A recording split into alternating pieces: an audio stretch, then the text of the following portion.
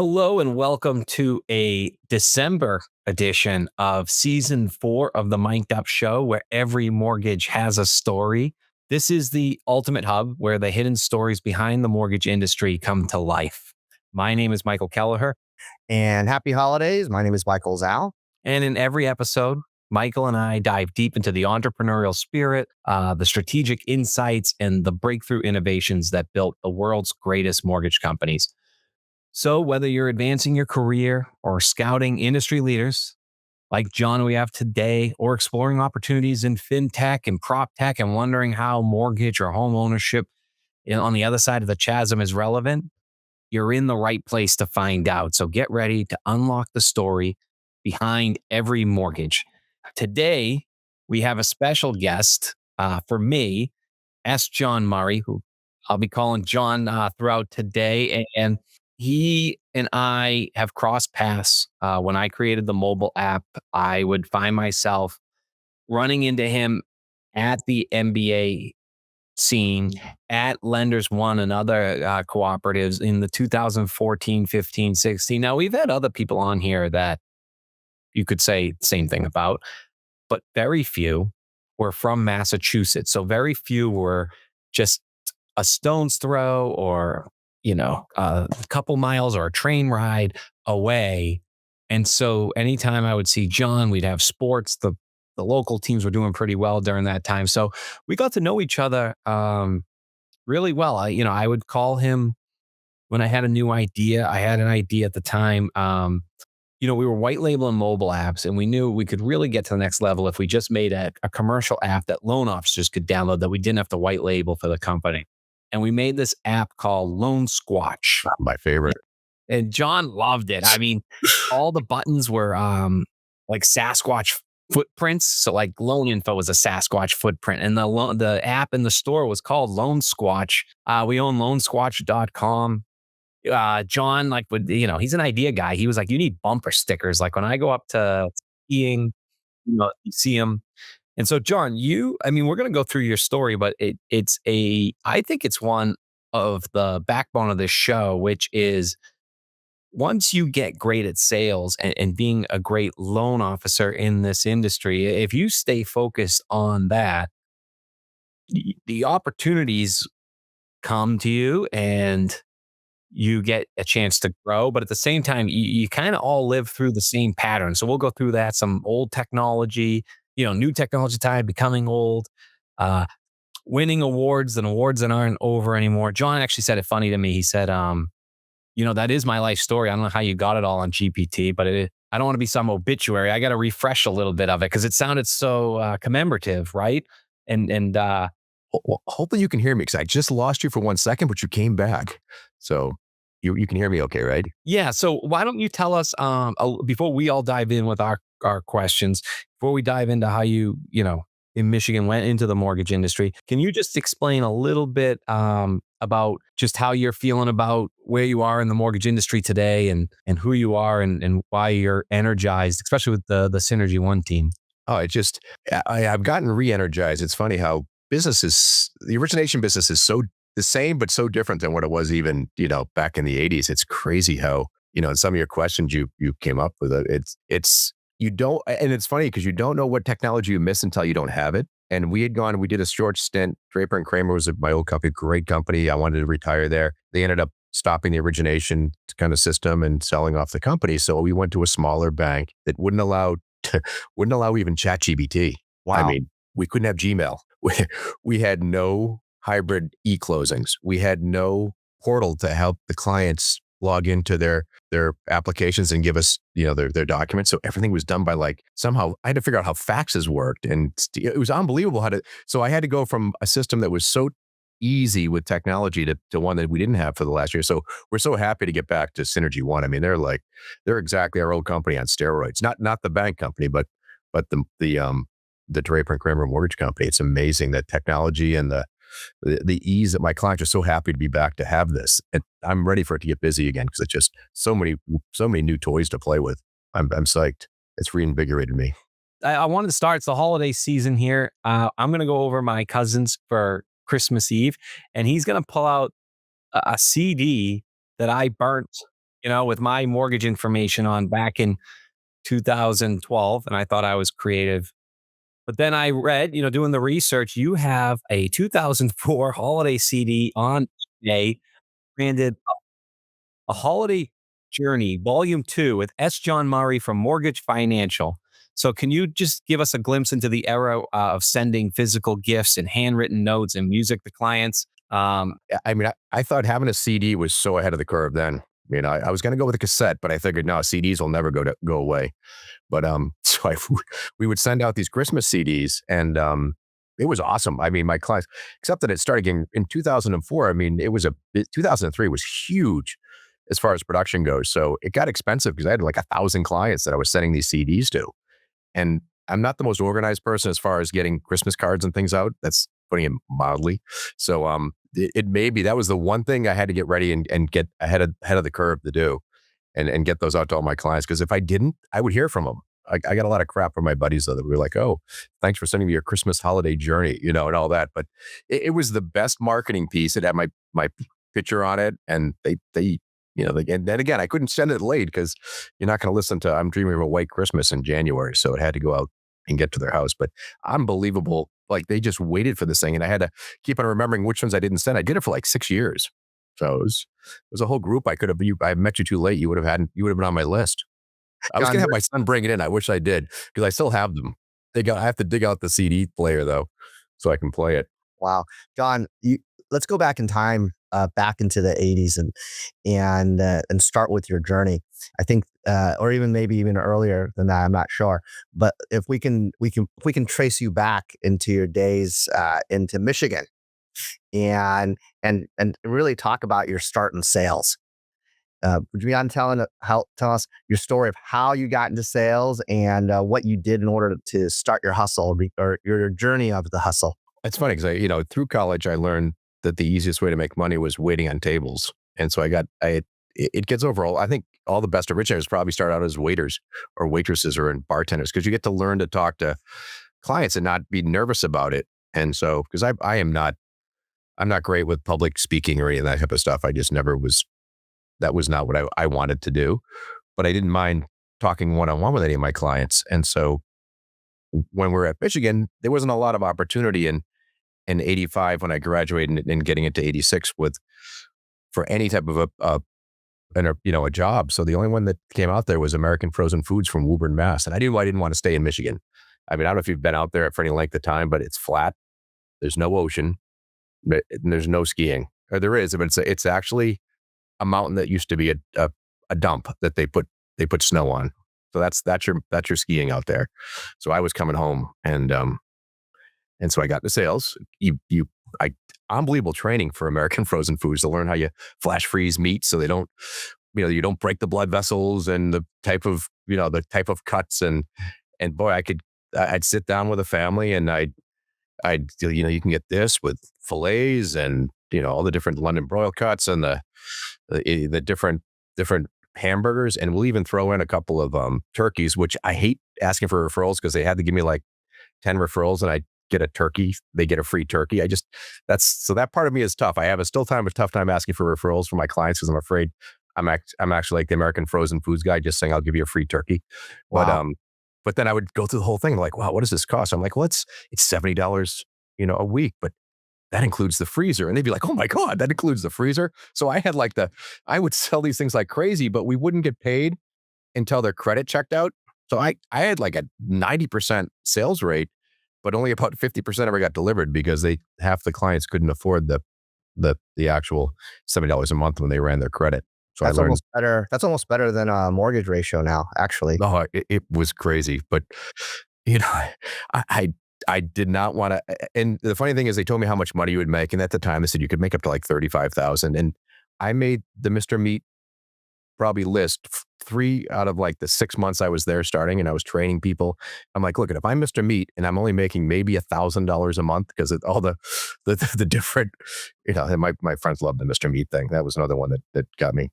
But anyway, the I realized this wasn't going to be a career I wanted to stay in, and it had turned out to be a little bit.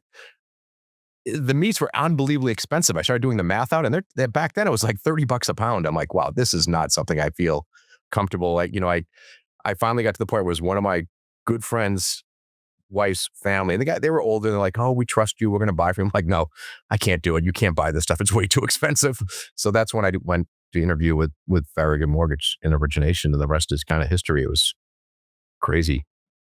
Can you tell about that first year of transitioning into mortgages and then going from brand new? Back then, you didn't need an NMLO license. It was if they hired you, you became an originator. So, what was it? What was the first week, the first month, the first half month, and then all of a sudden going from brand new to all of a sudden running an entire branch in a year? Well, that was the crazy part was, I didn't even know how to spell mortgage. I don't think I have a tough time spelling mortgage right now, but I had no clue to get into it. So, but I was extremely lucky. I worked for a company called Farragut Mortgage, and at the time when I started, they were the day I started, basically, I think it was that week, we were the first company in the country to break 10%. And you would have thought we're giving money away. So I was training with my loan officer friend who became my manager, who then became a stockbroker afterwards. But he did 14 million the first month in February of 86. And I think it's 93.7. Can you imagine how many loans that is? All by hand, all by those little, I don't know if but they were we had the white, the pink, and the yellow sheets that you had to sign for your applications. It was crazy.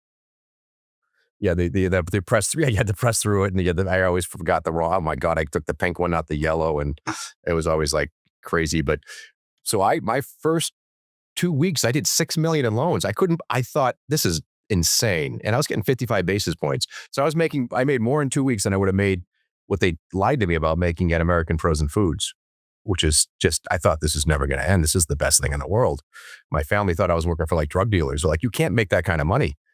And then I did learn quickly that a lock loan's a closed loan, because then Gaddafi in April of 86 or 80, yeah, it was 86, he bombed the palace and killed like his daughter, and two of his sons and oil spiked like crazy. And so we had rates go from, 9.99 back up to 11.5 really fast.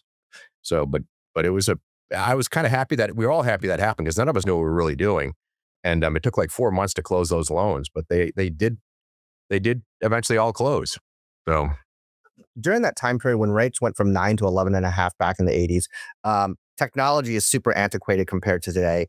And there's no internet back then. So you don't email people. You door to door. You have a ton of experience door to door. And then I want to take it back to today, where we have more accessibility to communication, more accessibility in reaching out to people, either in conferences, either Zoom calls or internet phone calls, FaceTime.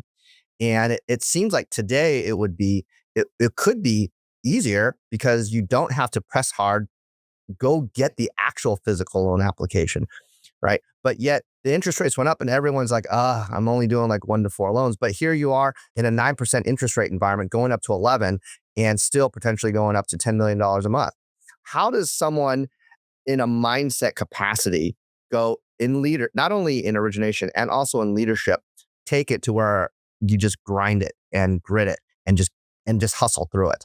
well, it's funny. I mean, I just learned always the harder you work, the more loans you could do, and you just keep on working hard and getting back. And I it is now. I think it's so much easier. I mean, everybody's complaining about it, and I don't want to sound like the guy. My day I used to walk back and forth in the snow.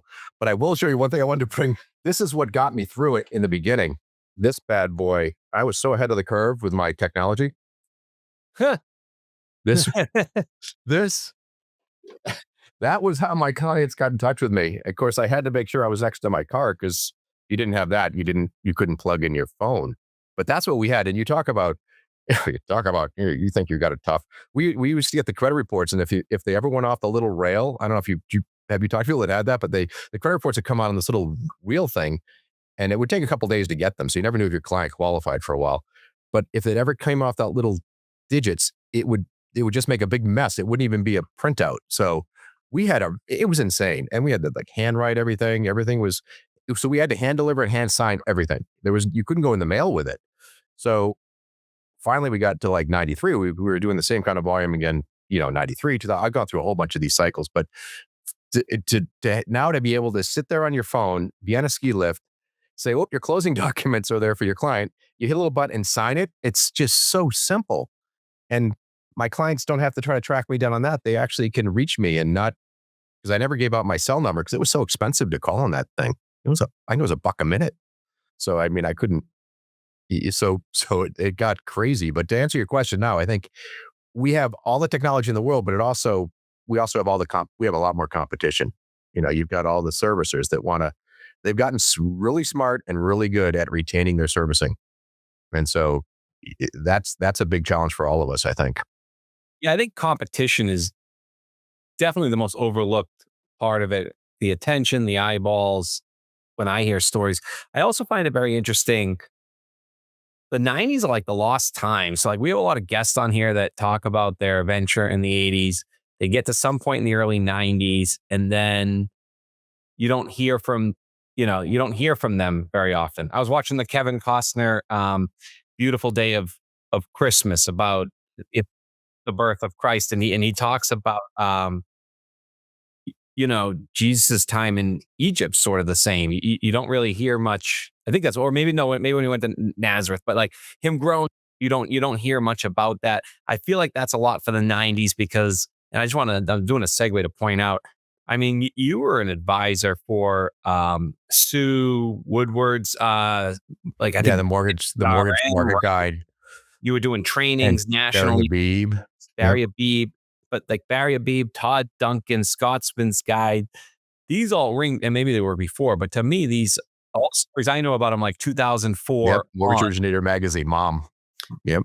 So, so like what goes on from 93? Oh, and so you're a top originator. We can get in later how family sort of determined your current route versus getting the big team and trying to Scotsman's Guide it every year, right? But 93 to 2004, let's say, the internet comes around. Like now that Mike said it, was that the difference? Like it used to be a lot more door to door and nobody wanted to do door to door. So if you actually worked hard and were comfortable, less competition, people didn't mind sending emails and building websites. So that's why all of a sudden it got harder. Or like what? Oh, it's funny because the email just kind of started in like 92, 93. So we really didn't have but it was busy then too because we had another refi boom. It seems to happen every 5 years or so. We're overdue. We're going to have a big one again. And so, but it was 93. We went through 86, 87, and then 92, 93. And then, again, we had like 98 and then 2000 started one. And then it got huge. 2003 was probably one of the biggest years we had. But by then we were able to finally use computers and laptops and actually take the loan application. Well, I would do it over the phone. I was still handwriting loan applications right up until Encompass probably became, a web-based type of thing. We could do it online, but I would still handwrite all my applications right up until probably 2012, maybe even maybe even longer than that. So I was always still doing the old school, and I learned that. I remember the Sandler Sales Institute. I don't know if you remember that guy. Yeah, that was the first training I got, and I'll never forget. Like he said, you've got to. You talked about how if you're sitting in a doctor's office and you're like, oh, I got things to do. I can't believe I'm, sitting here. You're sitting in the doctor comes in and you're like, come on, how long is this going to take? Then he puts up the chart. He's like, oof. You're like, wait a minute. Now, could I die? So he said, what you want to do is you don't want to have your clients think they're going to die, but you've got to get them a little worried about stuff. And then you've got to be the aspirin, like they'll do it. So I guess, what was their biggest pain point? And it was always to me, it was closing costs. People hate closing costs. Like, why not have to pay all these closing costs? So I learned early on, I'm just going to pay for all their closing costs. And I've done the no point, no closing. And so that to me made my life really easy. And they would just call up and we just do it every time the rate would drop a half a point. For context, John, if you now the no cost loan and or the no point no fee or the reduction of costs is almost commonplace. But if we can go back in time again, let's talk about, for example, like we have a mortgage coach today. We have a lot of different options that we can actually create options for.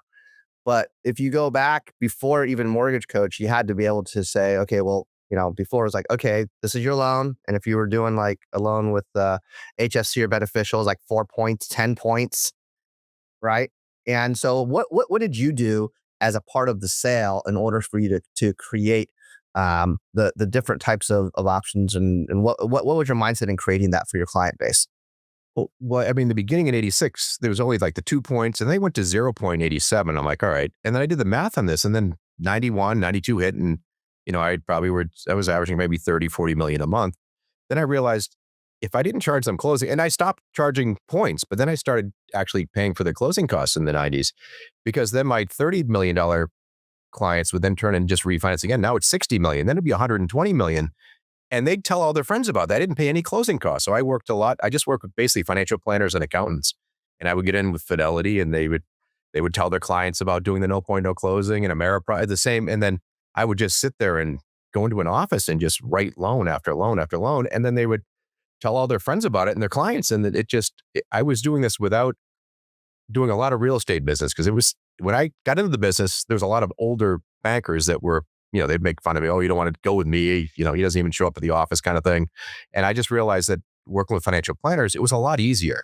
So I'm kind of a dinosaur that way too. I'm not huge on, I have really good friends that are real estate agents and I work with them, but that's not where my main business has ever originated from. It's from my clients and their kids and their referrals. As far as you said, all the good years, like the refinance rates come back. There's obviously crises too. I don't know if this one counts as one or it's just really bad times, but what makes a crisis harder as an originator for you? Or, maybe a leader, like a branch manager or maybe even an owner. Which crisis do you think really stuck out as the one you'd never want to see again? Well, the one that I still remember my financial planner calling me and he's like, John, did you hear that Fannie Mae just went bankrupt? And it was like July of 2008. I'm like, no. And I was driving to Storyland with my kids, no, to Santa's Village. And then you get to that certain point where there's no cell coverage when you're getting like Wildcat. And I'm like, my kids are like, Dad, I'm like, this could be really bad. Fannie Mae just went bankrupt. Like, how does that happen? And so that one was a little tough to worry about. But then, I think that's when the Fed started stepping in and doing quantitative easing. And they did that in 2009, then 2010, where they would come in and start using, kind of monetary policy to help our rates. And sometimes they'd always stay too long, but or too early. And this time I think they've stayed too long. I think they're just afraid of, this one is probably the most painful, to be honest. That was a short pain, but it got really busy again right after that. I think this one's probably the longest period that I've seen where it's a different world and they always say it's not different, but this time it is different, where you don't have a lot of inventory, and especially on the East Coast, there's not a lot there. Home prices have gotten a little bit out of hand, though they always seem to be expensive. And I just think that we need to see rates come down a little bit, but I think they're just hesitant because of what happened, after 2002, 2003, when the rates went up, the inflation got to 9%. But I really think we're going to see rates really start to improve, which will also then cause more people to buy homes, and that whole vicious cycle again. Yeah. How do you keep people through ebbs and flows, right? You have a refi boom, all of a sudden, all of our clients and borrowers are like, I want things done yesterday. Or when rates go up, everyone's freaking out going, I don't know. But I mean, money's not emotional, people are. So how do you keep people calm through these ebbs and flows so that you can keep your origination business constant? Well, I think I joked about it in 86, but I think it was the first person that ever wrote 100 million was this guy, Fran Lord from Northeastern Mortgage. I don't even know if he's still doing mortgages, but they said, what's your one piece of advice? And he said, a locked loan is a closed loan. And so I'm like, wow, that does make sense, because it's always the loans you don't lock that are the ones that you just have to worry about. But so when you do a no closing cost loan, even with a purchase, and I would do it for purchase refis, all my clients get that option. So if the rates are coming down, I'm like, this is exactly why we did this type of a program, so that when the rates come back down in 6 months or 8 months, we can just simply refinance you. And you didn't pay me 6, 7, 8,000. Closing costs are getting even more expensive now than ever with credit reports and everything else. So I'm like, you're not paying this upfront fee that you're never going to see the difference of it. It's usually anywhere from 36. I'll be right. It takes at least 36 to 54 months to pay back your closing costs. And I've got 3 years to be right with my clients. I'm going to be right. It's just a matter of time. So that's how I keep them. I say, you know what? If rates go up, I'm like, this is why we locked you in. Rates go down, I go, this is exactly why we did the no point, no closing. So to me, it's a perfect vehicle for my clients. You can't lose. Either way you win. No, it's like, and you it's always like, get a Christmas CD. Like, yeah. what else do you want? And who knew I'd start looking like Santa? So, it's like, Yeah, like somebody fell on your roof and you had to sign the clause. Okay, on that note, great episode. We're halfway through. We're going to hear if we couldn't be possible without some of our sponsors. And these technologies are ones that we get behind here. They're certainly ones that large lenders are using to show. And John said the perfect story early on. Loan officers recognize when there's good technology to make them better and when they're in the stone ages. One example is a lot of archaic pricing product eligibility engines that have been unable to break through for a long time. And so you have a longer, older incumbent.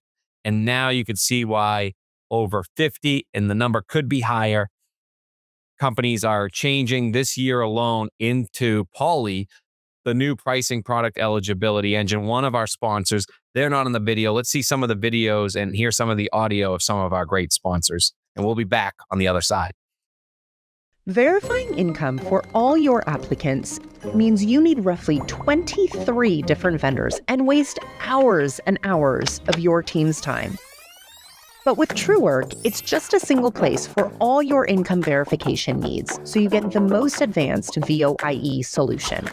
TrueWork combines all major verification methods into a single, easy-to-use platform to give you a completion rate of 75%, cutting your costs by up to 50% and getting real results for your team. TrueWork, your one-stop shop for income verification. Click, verify, repeat. Where the company can do the configurability. So we have no code on this, so they can go in their settings, they can set it up all the way down to the loan officer if they want to. We also have a customer support team that's assigned to each account. If they want, they can overhaul everything if they wanted to. They have a new product, especially dynamic apps. With dynamic apps, we can fit multiple. We can fit the Fannie Freddie loans. We can new construction, one-time close, HELOCs. Whatever those workflows are, they can design that workflow for each individual app. Now, what's going to take it to the next level is the AI and the OCR piece. Cyber and wire fraud. Can you afford the risk? Today's automation and technology-based trends demand solutions to fraud threats. Funding Shield provides lenders and investors real-time transaction-level verification, certified wire fraud protection to protect loss of funds at closing due to cyber-based and other threats. We help improve your bottom line through fraud prevention, risk management, and validating the parties and documents involved in mortgage closings. Prevent fraud and theft on your closings. All right, we're back. I don't want to run out of time here, John. I want to. So, actually, I will say that. So you're back here. You're in a world where Beverly, Tewksbury. Do you think your success was a product of a vibrant housing market? It's always seems to be steady because there's not much land to build on. There's hospitals and college universities and ocean.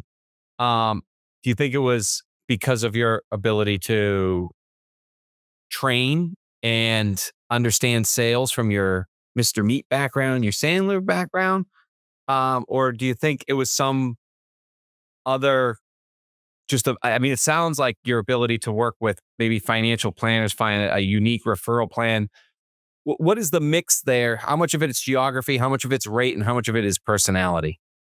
I think it's all of the above. I don't know about the personality part as far as just working hard and actually taking care of my clients. I would never do something that I didn't feel was right for my clients. The biggest part of that was, I think in 2008, when the market collapsed, we would not do a stated income loan where a client would have to state an income on an application and sign it. We just would not allow it. And I lost loan officers over it, but it didn't make sense to me. And so, that part of it, I think, is just, we're always an ethical, that always did the right thing for our clients. We never did anything that would hurt our client. Of course, there's those clients that probably don't deserve the rate lock to be extended or whatever, but I I'd rather not make a commission on that loan and know that I'm going to help them or someday help their kids or whatever it might be, even though I might not be might not be my fault why they didn't close on time. I never would put that on my client. So, it's just that kind of thing that we always do the right thing for your client no matter what. I think that's what the biggest success thing is. And I can't be the lowest rate. None of us can be, but I'm not going to be wrong long enough that they'll even know, because I'll get them, the better rate when the rates come down, and it won't cost them anything. So I'm not up against I hate to put it like Rocket. They have a great program, but their closing costs are insane. I mean, you're looking at 15,000 in fees. I'm like, oh my God, like how could you do that to a client knowing that these rates are going to come down? And they're like, well, how do you know they're going to come down? I'm like, well, history is not going to repeat itself, but it'll rhyme. I mean, these rates always come down in a 4 to 5 year cycle that you'll never recoup the closing costs you paid. So that's just doing the right thing. And I think working with financial planners and accountants, people that their clients, have skin in the game, have, know the power of money. That's what I just love, the velocity of money and how to use the rule of 72 and building wealth for my clients. That was my biggest thing. I was always about, they're always like, how are we going to afford this home? And I'm like, it's like when you had your first kid, you didn't think you'd be able to have the kid and everything is fine. When you buy that first house, I've done so many of my clients' loans that I'll do their loan again as a refinance a year later, and they're going to have just as much money in the savings as they had before. They haven't adjusted their spending. Well, they did, but they didn't realize it, because now you've got this giant kid and you don't realize you don't go out as much, but you don't notice it. You spend what you make, no matter how much money you make. I think all of us that are originators know that. We make 7 figures and we don't have any more at the end of the year than when we made these type of years. Sometimes I have less from those big years.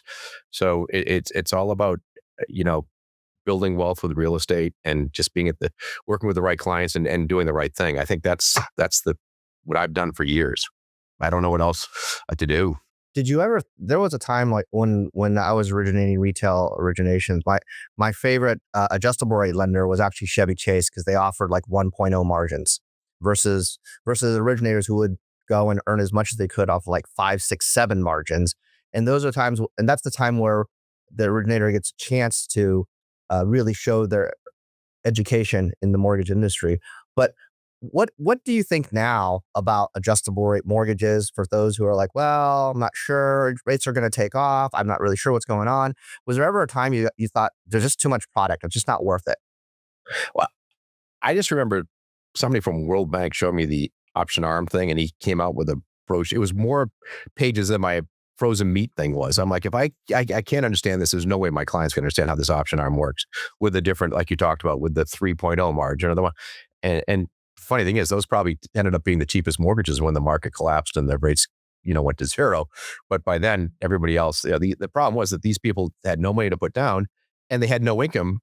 So doesn't matter what you say. It doesn't matter if the payment was zero, they couldn't afford it. They couldn't afford it the day they got the mortgage, which to me was a problem. But as far as a regular longer term adjustable, I love them. It kills me that they kind of went away when COVID hit. I mean, that was kind of a casualty of COVID. I was always putting my clients into a 7 or a 10-year arm. And then when the 30-year fixed would line up, I would just put them into a 30-year fixed. I have no problem with it as long as you can pay the closing costs with it. The one issue I have with a lot of the arms is that they don't allow above par pricing to be able to cover their closing costs. So to me, yes, you're getting this to get out of it, yet you're paying me closing costs. So I think you'd be better off with it, and they're pretty close to the fixed rate right now. So if you're going to save a half a point, but have to pay me closing costs, there's still that 30-month break even that I think I'm better off charging them a little bit higher rate without the closing costs and give them a credit. That's my thought on that. But I can't wait until they become more mainstream again. It was my favorite product was the 7 and 10-year arms. I really believe in it because I don't think you're going to be in a loan over 7 to 10 years. This episode will resonate a lot with loan officers because it's something they really lean into, right? I always say this, but there's many loan officers, myself included, that wanted to be called some sort of financial planner type. There was an insecurity of the loan officer name, post financial crisis, right? I'm a financial advisor, right? Like put that in my title, please. Bachelor show and everything else at the time, Yeah, if you were a bachelor, not a loan officer, financial advisor. So your advice versus get on TikTok and get a ring light is something that is very attractive to them. They definitely understand how to read yield, and they're hearing from a legend. I mean, you talk to somebody that back in the day, Tim Brahim, if I said that right, only beat you by 4 loans one year, 676 to 672. You also have and I think one of your magical stories, you kind of hinted on this, on how consumers with family and they adjust with having the kids. But you had, Matthew, what was it, right after your best month? So I think you had 124 loans Yeah. in 1 month, 32 million in August of 2004. And you have a kid, so you got to be walking around at night and it's like, I do I do I outsource this? Is this the end of am I selling my soul, or am I a Scotsman's guide, or what am I doing here? So what was that like, teaching people generational wealth, dealing with Yeah, that was my epiphany moment. 'Cause there's so many of us that burn themselves out. I mean, there's few. The number one guy, Sean, he's got it all together somehow, but he wakes up at 5 a.m. and does. And I wasn't that kind of a person. I was an econ major just so I could get to. I would be waking up from my classes when my engineer buddies would be coming back. So it really, it's like it's. I'm not a 5 o'clock in the morning person or whatever they do. But so what we would I bought my son at the time, and it was sad because he had gotten Lyme disease, and it really scared me. I didn't know what he had, and it turned out it was Lyme disease, and he was just going to preschool at the time. And so I bought a convertible, an older convertible that I could drive with, it that didn't have an airbag, so I wouldn't like knock him out of the car if we got in an accident, kind of thing. And I said every Friday we would listen to the I don't know if you remember that movie Knight's Tale with Heath Ledger, and it was awesome. But so they have a favorite quote in that movie, and it's called, "Days like these are far too rare to cheat."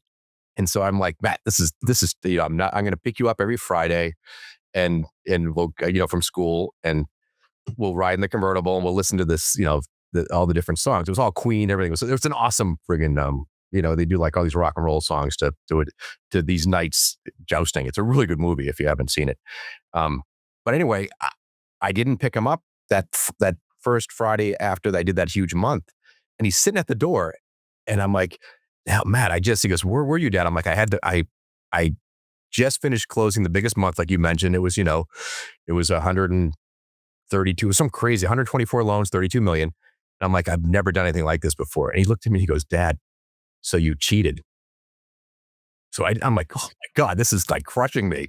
So I'm like, you know what? It's not worth risking I don't care if I do, 300 million. I'd already done, the $180 million years, 160 million. I'm like, it's not worth losing my family over. So I didn't, it really affected me. And it made it so that I realized that, yes, it's important to make sure I take care of my clients as much as I can, but I'm not going to sit there and risk my whole family for it. And I think a lot of people in this business do. And it's a mistake. Something that I've mentioned a few times in a few of the shows: when your values are clear, your decisions are easy. When you're focused on your family, then you figure, well, do I take this new loan app, or do I have my assistants do it? And you go, well, I made a commitment to my son, so here we go. I'm going to commit to my son, and then I will talk to my customer, because my value proposition to the customer is still with customer service. Let the assistant open it, and then we can figure out how to really have the customer feel as best as they can. So, how does that for you on a regional basis would want to help people in the community as an originator? But then when did you start going from just local to national and thinking, this is the time where I can now also give back to the community, going to national conferences like the MBA, or Lenders One, or whatever? I was fortunate to work for Jim Pertell in the business, and our president's club would be to see like Barry Habib. That was or we'd go to Steve Marshall's events. We'd go to all the mortgage banker events. One, they're a lot of fun. Like the one in Newport's the best. And that's where I'd meet Mike, and he got me the Green Monsters the first time I tried those when we were watching the Red Sox game in Washington, D.C.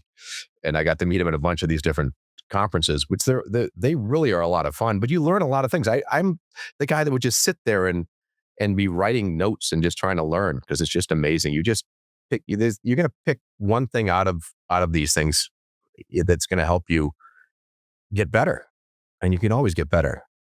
I just remember I heard Mike Ditka talk about it one time, and he was on where he would go, and Bill Belichick was also part of the speaking thing, and I went to see him, who was an amazing speaker, by the way. You'd be surprised how good he is in person. But But so Dicka was like, you go to these things and you get like your neck is like a muscle or a cord, and the more you hear these things, the stronger that cord gets, and the more you learn. And so I just really think the more you learn, the more you're going to earn, and just you learn different things every time.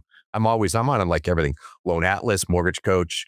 I love Trabrasa. I'm on Mortgage Highway. I spend so much, and every time they say, it's just one loan, but I'm like, oh my God, I got to write a lot of loans just to cover all these things I belong to. So it keeps me motivated.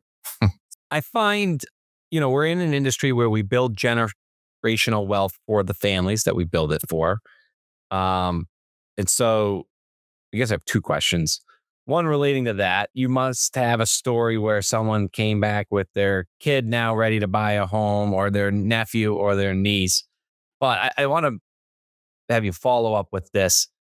You have Matt, so you actually have a purpose for a succession plan if you want it on what you're going to do with all these clients, right? I think there's a lot of loan officers that, maybe their kids are 5. And so, like, are they going to force that kid into taking over the book of business? Do they actually really have a book of business? And are they are they pushing hard for something that when they retire is sort of poof gone, and maybe they they should not cheat every day unless they have a plan of what they're actually building for. So kind of two-part, what story about generations coming back to you and proving you build generational wealth. And then what are the challenges of loan officers in their, what they're building as a generation, the occupation. Well, it kind of ties into, you'd ask me how I got also to get away from sitting with. So I had a client that he was one of the last clients that I actually met in the house with, because I had no choice. My kids are all in vitro. So if you miss the days you've given them a shot, I know it works. You're not going to have a kid. So I had twins, and I went to his house, one of my favorite clients. And at the time he had twin 13-year-old daughters, and they started I thought they were going to kill each other. I mean, I've never seen anything like that in my life. Like they were swearing at each other and ripping because one had worn the other one's sweater, and then they ripped the sweater in half. And he's like, so I hadn't yet had I didn't know what I was having for twins. I can still remember him saying, he looked at me right in the eye and he said, "Pray one's a boy." So I'm like, all right. So we're doing the ultrasound the next day. And he was literally the last client I did a face-to-face with, because I just almost missed getting home and giving the shots and all that. My wife's like, never again. So I learned how to do loans over the phone and all of that. But so we did the ultrasound, first one, a girl. I'm like, second one, boy. I'm like, thank goodness. So not that I love both my son and my daughter, but just to have not the same growing up. So go back another. So 15 years later, I did their loan, both of them, and they both bought homes together, and I did both their houses. So so I've done that so many times where I've helped my clients' kids, and I joke about it, but I start doing the grandkids, and I think I'm going to have to probably hand over the calculator to Matt. But Philip I Rivers just is love making it cool again. I know. I'm thinking I can do it. If he can do it, I can do it. But man, Well, John, so you were teaching the loan officers around the entire country, social media, before social media was actually cool. But what is one thing that you would want to teach an originator today, or one lesson at least, that would remind them, that they could remind themselves what it is that that keeps them going as an originator, to stay in the profession and to stay the course? I think, adapting and learning to embrace technology. I mean, I'm going to be out there. I mean, you probably saw, I was out there skiing and kind of try to get up on my deck, and I knocked myself into the side of my ski place. But I mean, you don't have to do serious. And I belong to a Forward Academy where they do Neil Dingra, and he does these, and it's amazing. I learned that from Barry Habib, where he does, you want to do some informational stuff, but it really, people want to see what you are. You want to build a personal brand through technology. And it's free. It's like, we went to when we were at the Synergy One, they had a power up sales rally in Denver, and they had a speaker there, and these guys do a ton of volume. But he's like, you guys you'll do a video and you'll get 200 views, and you're like, oh, that stinks. But meanwhile, you're in a room. If you could have 200 people in front of you at all times, he goes, that's how many are in this room right now. And imagine if this is your audience you're getting for free. People don't realize that you can, I think younger loan officers should embrace the social media stuff and start using it and doing what you guys are doing with these podcasts. This is my first podcast I think I've ever done. So I feel like I'm a dinosaur, but it's amazing how you can do this and meet and get yourself in front of so many people and build a brand. We have those guys, the mortgage dads. They work for a company. They're a riot, but I'd say like 80% of the stuff they do is just goofing around. And so I'm all for that. But you can, they do give some good information. If I give one of my it's one of my clients right now that's going through, he lost everything. His wife has got Parkinson's. So they took away, I'd give him a $300,000 refinance cash out. We didn't do the right it wasn't my fault at the time, but I should have suggested going to a probate attorney because he didn't. She got Parkinson's. They took the $300,000 that he had for his retirement. And I'm now able, having to do a loan for him right now where he has nothing, but it's just, you've got it. So I did a video, one of the more serious ones, on just how important it is to set up a will of trust and probate and get that set up. So then in case something happens to one of they could still be alive and you'd lose everything, So it's just, that is so important that we could change, not only help build generational wealth, like you mentioned. I mean, Mortgage Coach is another perfect example.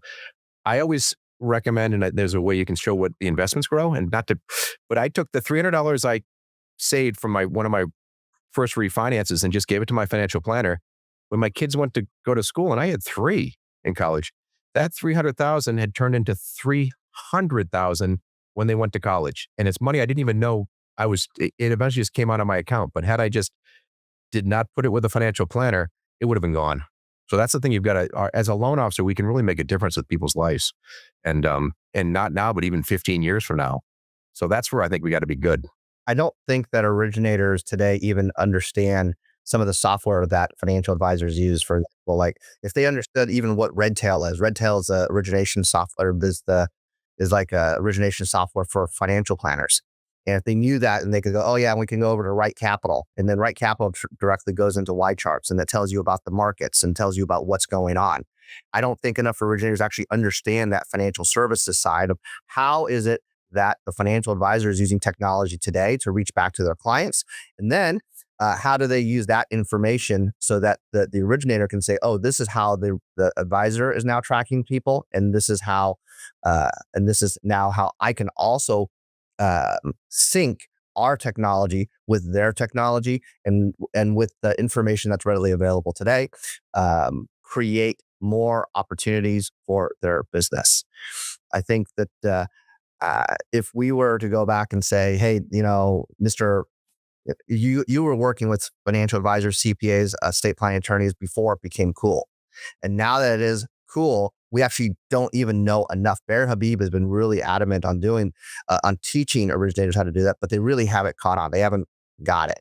That's a term that a lot of people use. So if there was someone that's brand new, like you were back in 1986, and they're coming into the business today, what is a story that you would tell them that, and is this the same story that you would tell your son? Well, I'm telling my kids, it's amazing how even a $300 savings. So it's like people are, when you go to help someone refinance, they're saying, well, it's only $300, but it's just, I tell them the story of how that $300 turns into being able to afford college for my 3 kids, so, and it's just money that if you don't do something with your savings, and they always say, I never was an advocate of a 15-year mortgage. So I said, look to the longer, and I have a book, and it's funny, I went to look for it. I think Matt hit it again, but it's Die with Zero. Awesome book. And the guy, it's not that you don't have any money when you die, it's that you have enough money to pay off your mortgages. I told him I'm leaving this earth with and I tell this to my clients. I always tell all my clients this, that I'm leaving this earth with the biggest mortgage I can and let my kids friggin' worry about it, because I'd rather have the money that I can then use, the financial freedom of having the money saved somewhere else. And that's what you have to learn, is that the power of that rule of 72 and having money. And I tell all of them my Warren Buffett quote that, if money doesn't work for you while you sleep, you're going to work until you die. And I want to work till I die, but I don't want to have to work till I die. So, I mean, that's the biggest thing right now, is to let them know how you can help build wealth, build real estate. What is it? It's 40 times the people that buy a home are 40 times more wealthy, build wealth 40 times faster than ones that are renting. And, that it's just incredible that it's just the best vehicle to have out there to use that and then to leverage that and then take that money that you can save from refinancing and all of that to build your future when we have kids and they're in college. It's just, we can make a difference in everybody's life. And then I think it's not just doing someone's loan and trying to get 100 million and I did the 1,000 loans. It should be more than that. And that's where I think a new loan officer we have to be more than just writing loans because we're going to get replaced. You talk about new loan officers, just going back to the other question I had about legacy and what do all these, I think the average age is 54 of a loan officer. Geez, I should be retired soon then. Go ahead. What do you think should be the plan for the alumni class of yours and even the ones younger than you? Like, what should they be passing it to their company? Should they be passing it to somebody they know? Should they be mentoring it to pass it? Or do they just let the candle kind of go out and know they did a great job while they were here in the industry? That's kind of a sad, that's what I felt. I actually feel as that was going to happen. So I want and the problem is and again, I love this business. I think you've got to love writing loans. I mean, there's a certain kind of person that loves doing this. And I don't know what else we could possibly do, but I tell them there's nothing else that you're going to be able to get the freedom. I mean, I was at the time, even, 4 or 5 years ago when COVID hit, we were making more money. I said, I am now making more money than one of my clients that's a rocket scientist and the other client that was a brain surgeon put together. My income was higher than both of their incomes put together at that time. Of course, they're still making that kind of income, and we know what happens to the mortgage industry, but there's no other. And I got to see all my kids' soccer games. I got to travel. You get so much freedom in this business. I don't think there's anything else that's going to allow this, but I really think it is something that I'd have a tough time telling. Matt's got my pipeline to help me and my clients and everything, but a new person coming in, it's going to be tough because you've got AI, if you're just going to be a mortgage loan officer and write loans and not do more for your client, you're going to be replaced. We are replaceable, unfortunately. Is there anything that you wish that throughout your career that you wish you would have learned? Like you're doing it today, but you didn't do it in the 90s or you didn't do it in the 80s or 2000, in the early 2000s. Then you go, you know what? That's really good in the tech space. I like this. Oh, the tech space, I try to embrace all the new technology I can. But as far as I wish I had spent more time actually working with real estate agents because I realize when the refis go away, they're pretty important, and so even now, I mean, I've always done purchase business from my financial planners and all that, but it's not the same as getting a lead from a real estate agent. So that was the part that I really think I could have, but I also think I would have sacrificed my weekends and being able to ski with my kids and stuff because they're a little bit more demanding than my financial planners and my CPAs as far as their clients go. So I think that's part of me is happy I didn't, but the other part of me feels I could have probably done a lot more business if I had kind of built up that pillar of business. But aside from that, I mean, there's anybody that's not embracing that using this type of stuff, the podcast, the Zoom calls, it's so easy to post a reel. It's crazy. I mean, look how old, I'm an old man and I can do it, and I think it's probably even funnier to see someone like me do it, and you don't have to be business. I think that's boring as anything. If you're just going to do videos on, rates and terms and adjust for it, I think that's crazy, but we can educate and let them know how important it is to get a probate and get wills set up and put the homes in a trust before one of your spouses gets incapacitated and you could potentially lose your home. I mean, there's a 5-year look back. You got to start now to do all this type of stuff. So that's my new thing is I'm going to try to joke around with my videos and things, but then try to do what I can to educate my clients in really important pieces of, saving for college and all of the different type of stuff. Because I think that's more, they don't need to hear about no point, no closing and all that kind of stuff. Thank you. And before we say farewell, John, anything, you get some listeners, maybe they want to work under your wing for a year, work with you or work with Synergy One. Can you maybe tell us just how they can get in touch with you, why you enjoy getting up every day and, why Synergy One is such a great place or why your office is such a great place and why you're looking forward to the ski season coming up here? I'm definitely looking forward to the ski season and actually helping. And I've got my son and actually one of my other loan officers here that started. It's funny, he's signed up for a podcast and now uses the same service you did. He did it yesterday. So he's starting to do podcasts. And I think the more we can And I'd love to have people come and work with our office and do that. And, my cell phone's on everything. You can find me in S. John Murray, online and all of that. I don't think there's a lot of S's in there, the S. John Murray part, but I'd love to help her. Just, I'm whatever I can do to try to help our industry, I'd love to. So if you have any questions, call me with stuff. But Synergy One is the most amazing. I mean, their technology now, I haven't even tapped into some of it, but it's we have 13 different GPTs that we can use for different. It's unbelievable. I mean, I talk to my daughter. You can literally, you can say, I want to put in $400 a month in a 401k. This is the average return. What will I expect in 7 years, in 10 years? And it'll answer those questions for you. We don't need to have any fancy calculators or things. Just use AI, and and we have one thing I'm still waiting on. We have this person called Casey that will call my clients, and she's an artificial. So you even have, and she sounds like a human. So at some point they're probably going to use our voices, which I don't think we will, but I think that would be a mistake, because I think you'll know it's not quite. Whenever they answer the phone and call me S, I know it's an AI person, but it really is. This is the best industry in the world, and if I can do anything to help someone, I would love to do it. This is what I think now. This is what I need to be doing instead of just trying to write 100 million every year. That gets exhausting. Well, we heard your story. You definitely pivot quick into the greater decisions that make more whole in your life. So that could be one. You spreading this message more, and I think our audience is very thankful for it.